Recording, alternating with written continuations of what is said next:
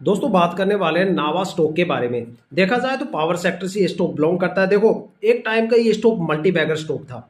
ठीक है, इस स्टॉक को देखो मैं मल्टी बैगर तो बोलूंगा नहीं, लेकिन ये मल्टी बैगर से कम भी स्टॉक नहीं था। मल्टी बैगर के बराबर स्टॉक ने परफॉर्मेंस दिया है। पता है इस स्टॉक ने पिछले 5 साल में कितना रिटर्न दिया था? इस स्टॉक ने पिछले 5 साल में अपने इन्वेस्टर्स का पैसा करीब 9.5 गुना से ज्यादा करके दिया था।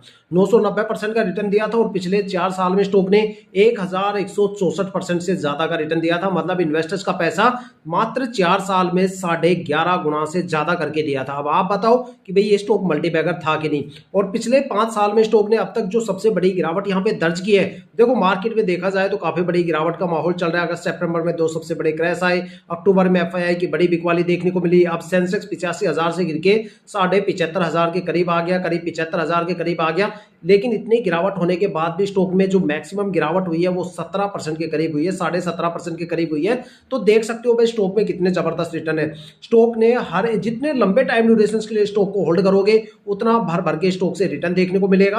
पिछले 5 साल में स्टॉक ने 990% का रिटर्न दिया, 4 साल में स्टॉक ने 1164% का रिटर्न दिया, 3 साल में स्टॉक ने 493% का रिटर्न दिया, 2 साल में स्टॉक ने 209% का रिटर्न दिया, मात्र 1 साल में स्टॉक ने 60% से ज्यादा का रिटर्न दिया और मात्र 9 महीने में स्टॉक ने 50% से ज्यादा का रिटर्न दिया है। अगर स्टॉक के होल्डिंग पैटर्न की बात करें तो भाई प्रमोटर की होल्डिंग भी काफी अच्छी खासी है, 48.89% यहाँ पे प्रमोटर की होल्डिंग है। साथ में अगर एफआईआई की होल्डिंग की बात करें तो यहाँ पे इतना फ्लक्चुएशन आपको देखने को नहीं मिलेगा, क्योंकि एफआईआई की होल्डिंग का रेशियो यहाँ 11% के करीब है। साथ में अगर पब्लिक इन्वेस्टर्स की होल्डिंग की बात करें तो भाई यहाँ पे लगातार पब्लिक इन्वेस्टर्स भी घट रहे हैं, 33.07% यहाँ पे हो गए।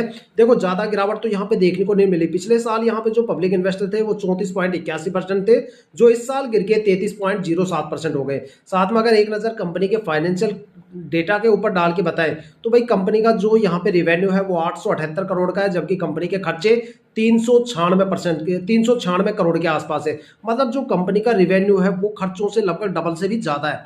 साथ में अगर देखा जाए तो कंपनी के खर्चे यहाँ पे काफी कम है, कंपनी का जो रेवेन्यू है वो खर्चों से डबल से ज्यादा है। ठीक है, तो अगर देखा जाए तो कंपनी के जो ऑपरेशनल जो प्रॉफिट है वो अकेला ही यहाँ पे 447 करोड़ का है। देखो सबसे मेजर चीज यही होती है किसी भी स्टॉक के अंदर कि भाई उसका जो ऑपरेशन प्रॉफिट है वो कितना है। आपको देखो रिवेन्यू तो स्टॉक में काफी देखने को मिलेगा, लेकिन जो उसकी होल्डिंग पैटर्न है, पिछले 5 साल के रिटर्न है, साथ में जो ऑपरेटिंग प्रॉफिट है वो सबसे ज्यादा मायने रखता है। देखो अकेले जो कंपनी का ऑपरेशनल है वहां से 447 करोड़ का रिवेन्यू निकल के आया, जबकि अगर कंपनी के टोटल खर्चे की बात करें तो 396 करोड़ के आसपास है। कंपनी के अगर रिजर्व की बात करें, जो कंपनी ने यहाँ पे रिजर्व करवा रखा है 3,880 करोड़ के आसपास कंपनी का रिजर्व है। सोच सकते हो भाई कितने बड़े लेवल का यहाँ पे रिजर्व ये कंपनी लेके चल रही है। साथ में मार्केट में भी स्टॉक ने